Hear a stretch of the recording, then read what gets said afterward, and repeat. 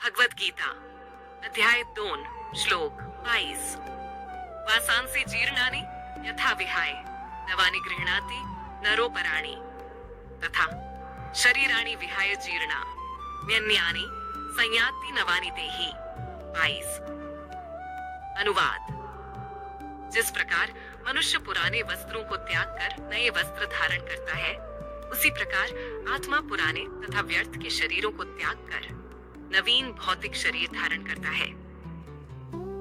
तात्पर्य: अणु आत्मा द्वारा शरीर का परिवर्तन एक स्वीकृत तथ्य है।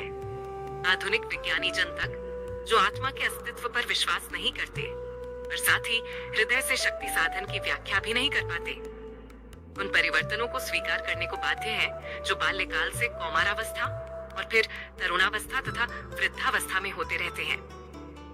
वृद्धावस्था से यही परिवर्तन दूसरे शरीर में स्थानांतरित हो जाता है।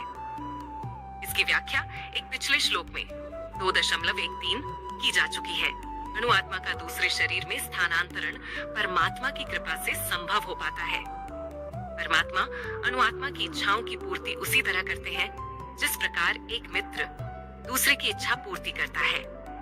मुंडक तथा श्वेताश्वतर उपनिषदों में आत्मा तथा परमात्मा की उपमा 2 मित्र पक्षियों से दी गई है जो एक ही वृक्ष पर बैठे हैं। इनमें से एक पक्षी अणु आत्मा वृक्ष के फल को खा रहा है और दूसरा पक्षी कृष्ण अपने मित्र को देख रहा है। यद्यपि दोनों पक्षी समान गुण वाले हैं, किंतु इनमें से एक भौतिक वृक्ष के फलों पर मोहित है, किंतु दूसरा अपने मित्र के कार्यकलापों का साक्षी मात्र है। कृष्ण साक्षी पक्षी है और अर्जुन फल भोक्ता पक्षी। यद्यपि दोनों मित्र सखा हैं, किंतु फिर भी एक स्वामी है और दूसरा सेवक है। अणु आत्मा द्वारा इस संबंध की विस्मृति ही उसके एक वृक्ष से दूसरे पर जाने या एक शरीर से दूसरे का में जाने का कारण है। जीव आत्मा प्राकृत शरीर रूपी वृक्ष पर अत्यधिक संघर्षशील है, किंतु ज्यों ही वह दूसरे पक्षी को परम गुरु के रूप में स्वीकार करता है। जिस प्रकार अर्जुन कृष्ण का उपदेश ग्रहण करने के लिए स्वेच्छा से उनकी शरण में जाता है, त्यों ही परतंत्र पक्षी तुरंत सारे शोकों से विमुक्त हो जाता है।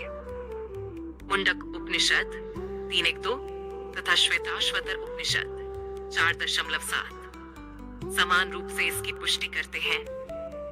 समाने वृक्षे पुरुषो निमग्नो निशया शोचति मुहिमान जुष्टम यदा पश्यत्यन्यमीशमस्य महिमानमिति वीत शोक। यद्यपि दोनों पक्षी एक ही वृक्ष पर बैठे हैं, किंतु फल खाने वाला पक्षी वृक्ष के फल के भोक्ता रूप में चिंता तथा विषाद में निमग्न है। यदि किसी तरह वह अपने मित्र भगवान की ओर उन्मुख होता है और उनकी महिमा को जान लेता है, तो वह कष्ट भोगने वाला पक्षी तुरंत समस्त चिंताओं से मुक्त हो जाता है।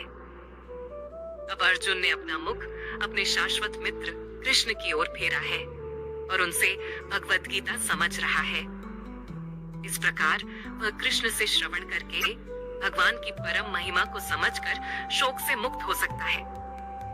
यहाँ भगवान ने अर्जुन को उपदेश दिया है कि वह अपने पितामह तथा गुरु के देहांतरण पर शोक प्रकट न करे, अपितु उसे इस धर्म युद्ध में उनके शरीरों का वध करने में प्रसन्न होना चाहिए, जिससे वे सब विभिन्न शारीरिक कर्म फलों से तुरंत मुक्त हो जाएं।